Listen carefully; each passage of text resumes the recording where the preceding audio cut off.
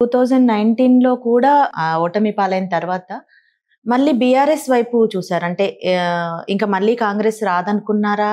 ఎట్లా? ఎందుకు మళ్ళీ మీరు పార్టీ మారాల్సొచ్చింది? అంటే మీరు మీరు నిజానికి మీ ఫ్యామిలీ మొత్తం ఫస్ట్ నుంచి కాంగ్రెస్‌లోనే ఉంది. నేను అప్పటికి 2014లో గాని, 2019లో గాని బీఆర్ఎస్ పార్టీ నుంచి మీరు రండి, మీకు టికెట్ ఇస్తాం, మేము మంత్రి పదవి కూడా ఇస్తామని చెప్పేసి చెప్పడం జరిగింది. కానీ ట్రెడిషనల్‌గా కాంగ్రెస్ పార్టీ కాబట్టి మేము రాలేకపోయినాం.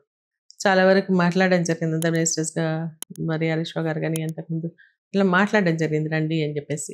బీజేపీ వాళ్ళు కూడా రమ్మని చెప్పేసి అడగడం జరిగింది. కానీ ఏ పార్టీలోకి వెళ్ళను, ఇట్లే కాంగ్రెస్‌లో ఉంటామని చెప్పేసి ఒక మంత్రిగా చేసినా, నేను డీసీసీ ప్రెసిడెంట్‌గా తీసుకొని జిల్లా కాంగ్రెస్ పార్టీ అభివృద్ధి కోసం నేను చాలా కృషి చేయడం జరిగింది. సో, అయినప్పటికి కూడా ఏందంటే, ఎంతసేపు ఏందంటే రాజశేఖర రెడ్డి అని ఉన్నంత సేపు మహిళలకి మాకు చాలా గౌరవం ఉండేది.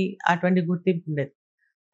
తర్వాత ఏందంటే మమ్మల్ని కొంచెం కొంచెం డీగ్రేడ్ చేస్తూ రావడం జరిగింది. అంటే న్యూ కమర్స్‌కి కొంత ఎక్కువ ప్రయారిటీ ఇచ్చి, మేము పనిచేసేటువంటి వాళ్ళకి మాకు సరైనటువంటి ప్రయారిటీ ఇవ్వకపోవడం, అటువంటివి జరుగుతూ ఉన్నా ఎన్ని అవమానాలు పడ్డా గాని మన పార్టీలే మనల్ని ఏదో ఒకసారి గవర్నమెంట్‌లోకి వస్తుంది, ఖచ్చితంగా రావాల్సిందే కదా అని పార్టీ కోసం పనిచేస్తూ రావడం జరిగింది. కానీ అయినా కూడా ఏందంటే చిన్న చిన్న విషయాలకి మమ్మల్ని ఇబ్బంది పెట్టేది. ఓకే. అయినా సరే తట్టుకుంటూ నిలవడం. కానీ ఒకసారి కేటీఆర్ గారిని కలిసిరమ్మని చెప్పేసి, అంటే ఫోన్ చేసి వెళ్ళి కలిసిరమ్మని చెప్పేసి అంటే సరే అని కలిసిన నేను.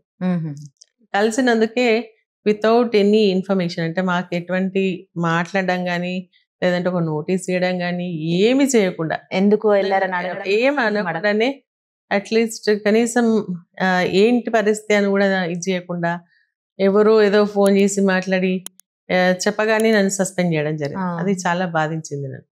అందుకని నేను అనుకున్నానంటే ఇంకా రాజకీయాలకు దూరంగా ఉండిపోదాంలే అని చెప్పేసి అనుకున్నాను. కానీ కాకపోతే ఏంటంటే నన్ను నమ్ముకున్నటువంటి నియోజకవర్గ ప్రజలు కానీ, కార్యకర్తలు కానీ వాళ్ళంతా కూడా లేదు మనం వెళ్దాము బీఆర్ఎస్ పార్టీకి అని చెప్పేసి మాట్లాడుకుని వెళ్ళడం జరిగింది. అప్పుడు ఎవరున్నారండి కాంగ్రెస్ పార్టీ? ఉత్తమ్ కుమార్ రెడ్డి గారు పిసిసి ప్రెసిడెంట్ గా ఉన్నారు.